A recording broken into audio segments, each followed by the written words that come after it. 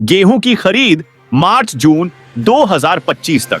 जी हां दोस्तों, 11 केंद्रों पर सरकार ने 2025 में मार्च से जून तक अजमेर मंडल के 11 केंद्रों पर समर्थन मूल्य पर गेहूं खरीद की घोषणा की है। भारतीय खाद्य निगम के अनुसार इस बार गेहूं का न्यूनतम समर्थन मूल्य 2,425 रुपए प्रति क्विंटल तय किया गया है। किसानों को msppROC.rajasthan.gov.in पोर्टल पर पंजीकरण कराना अनिवार्य होगा। खरीद प्रक्रिया ई प्रोक्योरमेंट प्रणाली से संचालित होगी। केंद्रों पर जागरूकता के लिए बैनर और पंपलेट वितरित किए जा रहे हैं। भुगतान 48 घंटों में किसानों के खातों में किया जाएगा। समस्या के समाधान हेतु हेल्पलाइन 1890-180-6030 उपलब्ध है।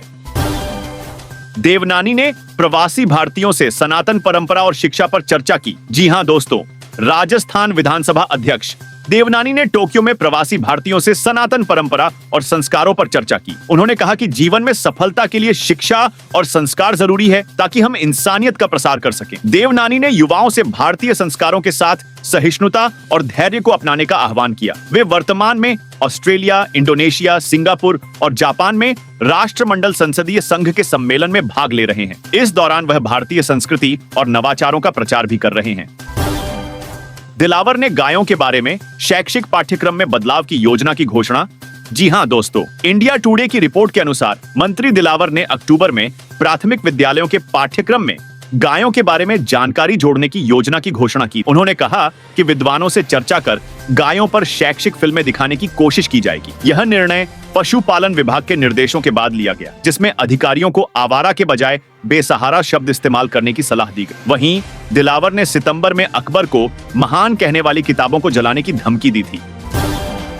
चारा किसानों ने प्याज के कम दामों को लेकर अधिकारियों से की वार्ता। जी हां दोस्तों, अलवर कृषि उपज मंडी समिति के अधिकारियों ने किसानों से प्याज के दामों को लेकर वार्ता की। किसानों ने शिकायत की कि लाल प्याज की ऊंची बोली नहीं लगती, जबकि अलवर में अच्छे दाम मिल रहे हैं। अधिकारियों ने भरोसा दिलाया कि गुणवत्तापूर्ण प्याज के उचित दाम मिलेंगे, जबकि कच्ची प्याज के दाम कम होंगे। मालाखेड़ा थाना पुलिस ने किसानों को अपनी मांग शांतिपूर्वक रखने को कहा। किसानों ने कहा कि अगर दामों में गिरावट जारी रही तो वे बड़े प्रदर्शन करेंगे। उन्हें उम्मीद है कि बाहरी व्यापारियों के आने से दाम बेहतर होंगे।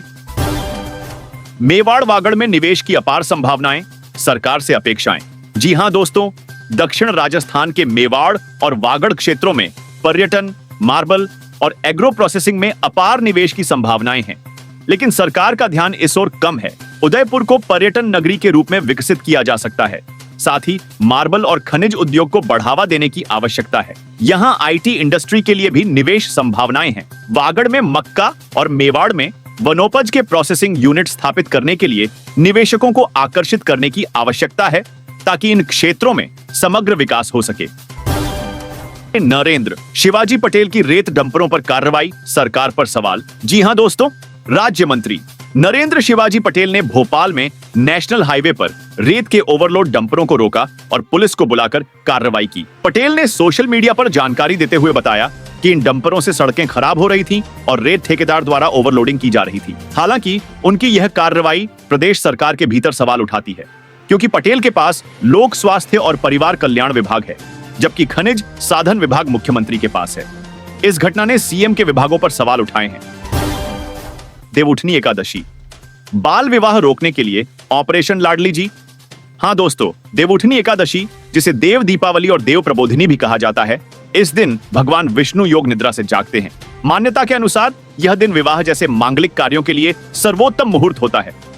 इस बार प्रदेश में करीब 30,000 शादियों के आयोजन का अनुमान है, जबकि राजधानी जयपुर में 2,500 शादियां होंगी।